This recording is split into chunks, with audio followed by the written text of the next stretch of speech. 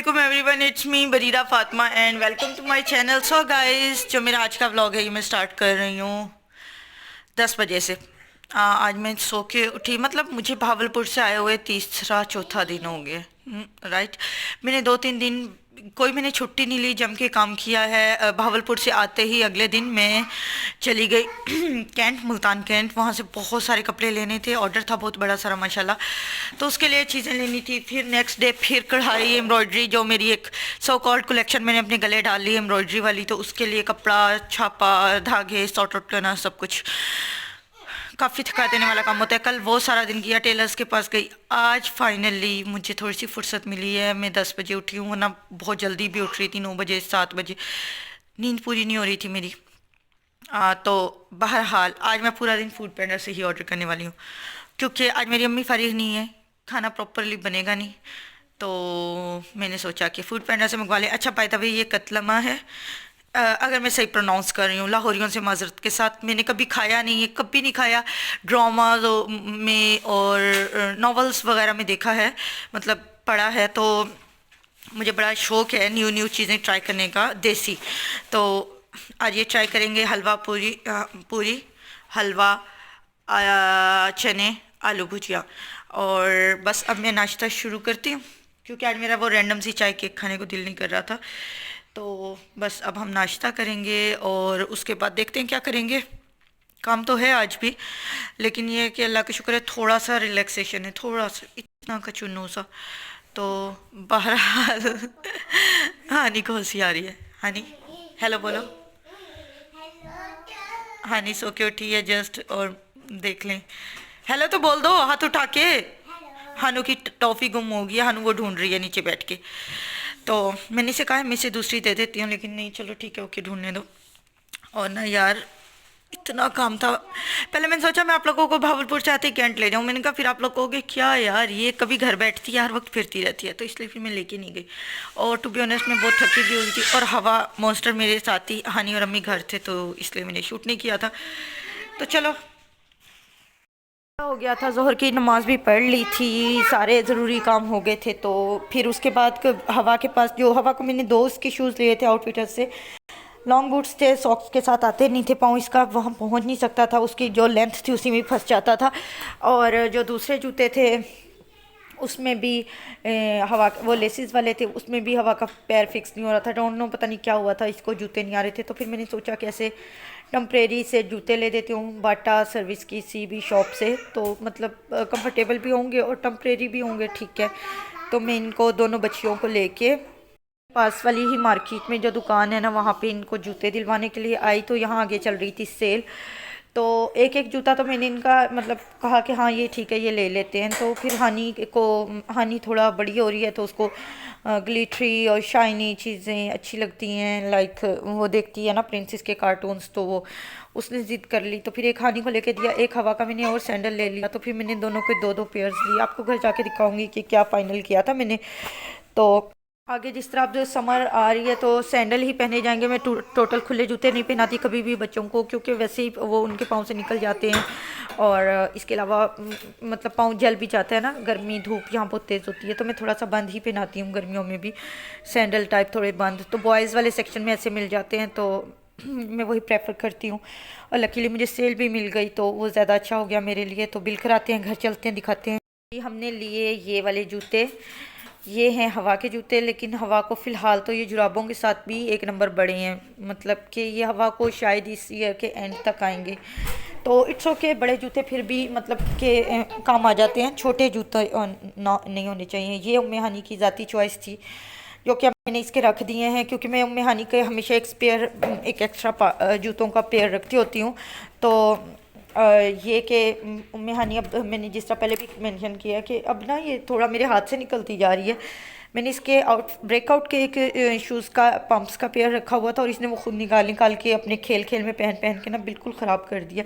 मतलब वो मैला सा हो गया है। मैंने इसके लिए रखा हुआ था कि चलो कहीं आने जाने में या ईद वगैरह पे पहन लेगी।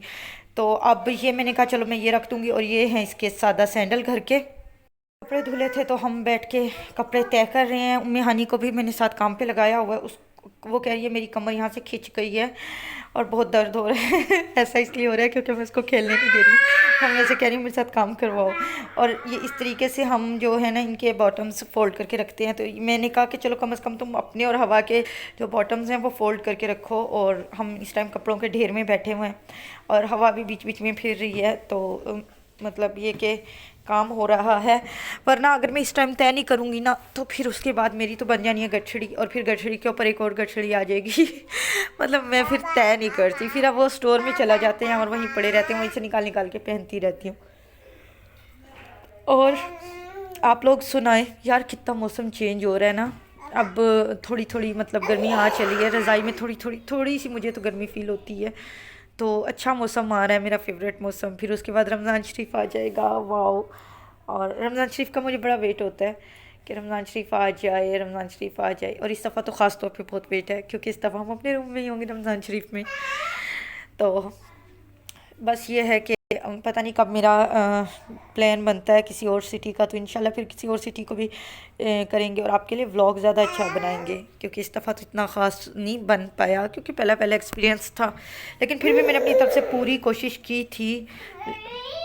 ये एक मेरी बिट्टो, बहुत गुस्से वाली बिट्टो हवा, ये गिर जाती है और फिर गुस्सा करने लग जाती है। हवा इधर आ जाओ बेटा, आज। अच्छा मैं जल्दी जल्दी ईशा पढ़ लेती हूँ, मतलब जिस तरह अज़ान होती है फ़ौरन से पढ़ लेती हूँ। फिर उसके बाद फ्री होके बैठने में बहुत मतलब चाय पियो कुछ भी करो, फिर बस जो भी करके उसके बाद फ़ौरन साथ सो जाओ। तो मैं अब ईशा का वज़ू करके आई हूँ, तो मैं ये अपना मॉइस्चराइज़र लगा रही हूँ। और ये देखें ये छोटा सा साथ में गुब्बारा पड़ा हुआ है, मतलब जब गुब्बारा फट जाता है तो उसके जो पार्ट होता है ना बचा हुआ फटे हुए गुब्बारे का, तो उससे इस तरह का बना देते हैं। तो ये हम बचपन में इससे बहुत खेलते थे, इससे बहुत तेज़ तेज़ आवाज़ आती है जब इससे किसी चीज़ से रगड़ते हैं। तो ये हवा और हनी इससे खेलती हैं, तो ये हवा का पड़ा है यहाँ पे जी। आज हमारे रसोड़े में बन रही है कड़ी और वो बना रही हैं मेरी अम्मी। अम्मी के हाथ की तो हर चीज़ ही बेस्ट होती है, अम्मी के हाथ के हर चीज़ में जायका होता है। ऐसा हर एक को लगता है, हर एक को अपनी अम्मी के हाथ के खाने बहुत पसंद होते हैं। पता नहीं मेरी बहनों के हाथ का जायका क्यों छिन गया है, ऐसा मुझे नहीं लगता। लिटरली उनके हाथ में कोई जायका नहीं रह गया। शायद उनके बच्चों को लगता हो कि वो बहुत मज़े का खाना बनाती हैं, लेकिन मुझे ऐसा लगता है कि उनके हाथ में कोई जायका नहीं है। बहरहाल, और ये हैं कड़ी के पकोड़े। और मैं कड़ी के पकोड़े बिल्कुल भी नहीं खाती, मतलब मुझे कड़ी जो होती है ना सादा ही पसंद है। और कड़ी भी बिल्कुल गरम गरम जिस तरह बनी होती है वो नहीं, थोड़ी सी मतलब 1-2 घंटे हो जाए ना कड़ी को बने हुए फिर अच्छी लगती है। और मेरी बहन यहाँ पे आई थी, मैं इतनी हाथ हिला के अपनी बहन से बात कर रही थी, वो आई थी यहाँ पे और वो मेरी अम्मी से कहती थी कड़ी में डालने से पहले मुझे पकोड़े दे दो। और मेरी अम्मी पकोड़े इतने अच्छे नहीं बनाती हैं मेरी अम्मी अम्मी को पता है, मैं अम्मी की हमेशा इस बात से छेड़ती हूँ कि अम्मी आप पकोड़े अच्छे नहीं बनाते हो। तो हाँ, अपनी बहन को कह रही थी कि तुमने ऐसे पकोड़े खा के क्या करना है, छोड़ो अब कड़ी में डल गए हैं शायद थोड़ा सा चल जाए, गुजारा हो जाए। और मेरी अम्मी मुझे कह रही थी बदतमीज़ मतलब मेरी अम्मी मुझे मजाक, मैं अपनी अम्मी से कर रही थी, वो मुझे डांट रही थी, मजाक वाला ही, असली वाला नहीं समझना। और ये मेरी अम्मी ने ऊपर डाल दी कसूरी मेथी, तो कड़ी के अंदर बहुत अच्छी खुशबू आ जाएगी। और इसके बाद हम खाएंगे खाना। नमाज मैंने शुक्र है पढ़ ली। ओके जी, ये है हमारा खाना और ये अब हम खाएंगे। ज़ाहिर है देखेंगे तो नहीं, तो बहरहाल अब खाना खाएंगे। और कल से मैं क्लीन हेल्दी डाइट पे जा रही हूँ। फ़िलहाल खाना खा लेते हैं क्योंकि मैंने सुबह का खाना खाया हुआ था, उसके बाद बीच में कुछ नहीं खाया, अब बस रोटी खाने लगी हूँ। और आपको तो पता है ईशा भी पढ़ लिया, उसके बाद का टाइम है, तो ज़ाहिर है भूख काफ़ी लगी हुई है। और साथ में हनी को भी खिला रही थी। हमारा खाना कभी थोड़ा सा एक आध लुकमा ले ले तो ले ले, अदरवाइज़ वो नूडल्स या पापा चाय, ये चीज़ें यही उसके ऑप्शंस होते हैं, तो या चिप्स खा लेती है बस जी। हमारे पास फिर कार्गो आया था, आंटी ने भेजा था, वही जो मेरी यूएई वाली आंटी हैं उन्होंने ही भेजा था। और काफ़ी सारे बिस्किट्स और मेयोनीज़ और टॉफ़ीज़ वगैरह वगैरह आई थी। तो मैंने कहा मैं आप लोगों को भी दिखा दूँ कि जो जो कुछ आया है आप लोग भी देख लें, क्योंकि ज़ाहिर है मैं आप लोगों से हर बात शेयर करती हूँ। तो ये कोई शो ऑफ नहीं है, ये कुछ प्लीज़ नेगेटिव ना लेना। ये बिस्किट्स हैं, अब कोई हमें बार बार गिफ्ट दे रहा है, कोई इतना अच्छा है तो हम क्या करें, है ना। तो आप लोगों को दिखाना लाजमी है ना। और आंटी ने पता है पैम्पर भी भेजे हैं हवा के, वो मैं आपको नेक्स्ट व्लॉग में दिखाऊंगी। और ये मेयोनीज़ है, और मुझे मेयोनीज़ से ज़्यादा इसकी डब्बी की खुशी हो रही है कि मैं उसका कुछ बनाऊंगी। जार बहुत मुझे अच्छा लग रहा था। और ये मॉइस्चराइज़र है, तो बस 24 आवर्स वाला, तो ये भी यूज़ करेंगे इंशाल्लाह। Let's see. और बिस्किट्स हैं ये काफ़ी सारे। और सबसे अच्छी बात यह है कि मैंने क्लीन या हेल्दी डाइट का प्रोग्राम बनाया है, तो बिस्किट्स भी हेल्दी वाले ही आ गए हैं। और ये टॉफ़ीज़ हैं, तो ये काफ़ी बड़ा पैकेट था, तो अम्मी ने ये सबको इसके अंदर से डिवाइड कर दी। एक मिनट। ओके, मैं फ़िलहाल व्लॉग बंद करती हूँ, मिलते हैं अगले व्लॉग में। अल्लाह हाफिज़।